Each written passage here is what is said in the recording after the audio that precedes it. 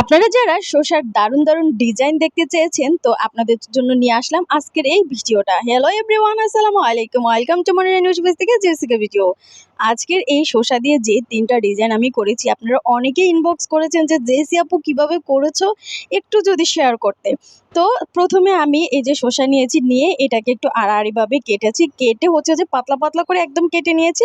এটাকে love shape দেওয়ার জন্য কেটেছি। তো আপনারা চেষ্টা করবেন একটু আড়াআড়ি করে কাটার জন্য, তাহলে দেখতে সুন্দর লাগবে। এই যে দেখুন আমি লাভ বানিয়ে ফেলেছি। তারপরে এই যে ছোট কাটারটা আছে, এগুলো আপনারা হচ্ছে যে মার্কেটে কিনতে পাবেন। তারপরে এই যে এইভাবে হচ্ছে যে একটার পাশে একটা গেঁথে গেঁথে দেখবেন চারপাশে খুব সুন্দর একটা ডিজাইন বের হয়ে যাবে। এই ডিজাইনগুলো করে আপনারা ডেকোরেট করতে পারেন আপনাদের রান্নার প্লেটগুলো। রাঁধুনিদের জন্য এটা সত্যি খুবই খুবই গুরুত্বপূর্ণ। এই যে দেখুন আমি একবারে কিন্তু 2টা ডিজাইন করেছি। এগুলো খুবই সোজা, আসলে করতে পারলেই হলো।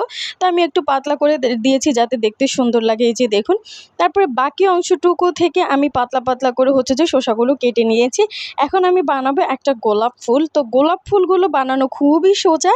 আপনারা যারা বানাতে পারেন না তারা এভাবে ট্রাই করে দেখবেন, আপনিও পেরে যাবেন খুব সহজে। এই যে দেখুন আমি পাতলা পাতলা করে কেটেছি, আর একটা মোটা করে স্লাইস নিয়েছি, তার মাঝখানের অংশটা আমি কেটে ফেলে দেবো। মানে মোটামুটি একটু ভালো করে ফাঁক করব। প্রথমে আমি ছোট করেছি, পরে বড় করে নিয়েছি, আমার যাতে গোলাপ ফুলটা সেট করতে সুবিধা হয়। এই যে দেখুন তারপরে একটার পর একটা রেখে আমি এটাকে ভালোভাবে ধরে হচ্ছে যে বটে নেব। একদমই এইভাবে এই যে গোলাপের শেপ দিয়ে নেব। ছোটোবেলা কিন্তু আমরা মাটি দিয়ে অনেক গোলাপ বানিয়েছি এভাবে, তাই না? তারপরে এই যে দেখুন আমি এটাকে আরেকটু বড় করে কেটে এর মধ্যে দিয়ে দিলাম।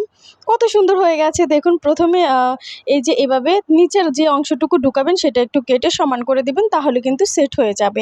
তো আপনারাও চাইলে এরকম সুন্দর সুন্দর ডিজাইন তৈরি করতে পারেন। শসা দিয়ে, টমেটো দিয়ে, গাজর দিয়ে অনেকগুলো ডিজাইন তৈরি করতে পারবেন। তো আপনাদের কাছে আমার ভিডিওটা কেমন লেগেছে অবশ্যই জানাবেন। ভালো লাগলে শেয়ার করে আপনাদের জেসি আপুর সাথেই থাকবেন। অন্য কোনো সময় আবার অন্য কোনো ভিডিও নিয়ে চলে আসবে। ততক্ষণ পর্যন্ত সবাই ভালো থাকবেন। টাটা।